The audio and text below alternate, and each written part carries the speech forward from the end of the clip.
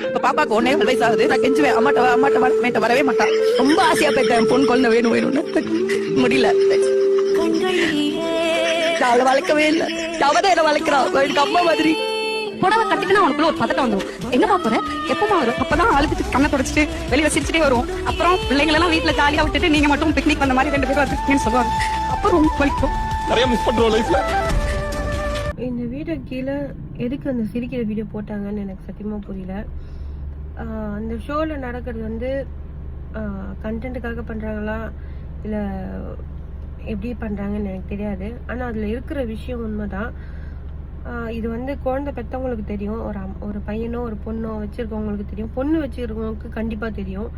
ஏன்னா எனக்குமே பொண்ணு இருக்காங்க. அவங்க வந்து சேம் இதே மாதிரி தான் என் பொண்ணும். நான் வேலை முடிச்சுட்டு வீட்டுக்கு வந்தோடனே நைட்டி மாத்தினாதான் என் பொண்ணுக்கு வந்து சந்தோஷமா இருக்கும். அப்பா மம்மி நம்ம கூட இருக்க போறாங்க அப்படின்னு சொல்லிட்டு நைட்டி மாத்தின உடனே சொல்லுவா, ஐ மம்மி இன்னைக்கு என் கூட இருக்க போறீங்களா அப்படின்னு சொல்லிட்டு.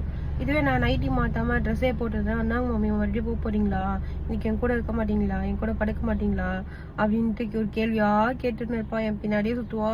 நாங்க போற வரைக்கும் அழுதுட்டு தான் இருப்பா. அது விட்டுட்டு வரத்துக்கே ஒரு மாதிரி இருக்கும். இது அப்பாங்களுக்கு எப்படி இருக்கும்னு தெரியல, ஆனா அம்மாங்களால சுத்தவும் முடியாது.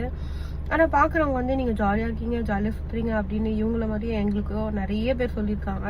ஸோ அவங்கவுங்க கஷ்டம் அவங்கவுங்களுக்கு தான் தெரியும். இதுல சிரிக்க வேண்டிய விஷயம் எதுவுமே கிடையாது. இது கமெண்ட்ஸும் பார்த்தேன், அவ்வளோ நெகட்டிவ் கமெண்ட்ஸா வந்துச்சு.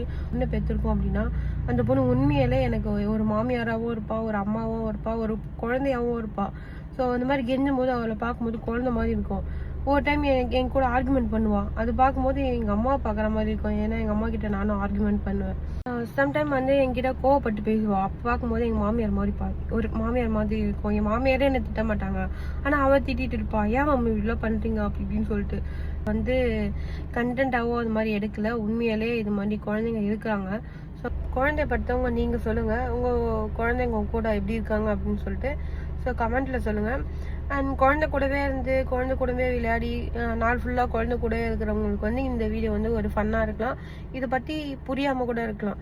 ஆனா குழந்தைய விட்டுட்டு ஒரு 2 நாள் 3 நாள் வெளியவே வேலை செஞ்சு குழந்தைங்க கூட எப்பயாவது மட்டும்தான் டைம் ஸ்பெண்ட் பண்ற மாதிரி இருக்கிறவங்களுக்கு இந்த பெயின் கண்டிப்பா புரியும். ஸோ எனக்கு கண்டிப்பா புரியுது.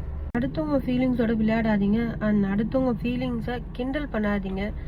ஸோ அவ்வளோதான். இது வந்து அனுபவிக்கிறவங்களுக்கு தான் அதோட பெயின் என்ன அப்படின்னு தெரியும். ஸோ அதுக்காக தான்.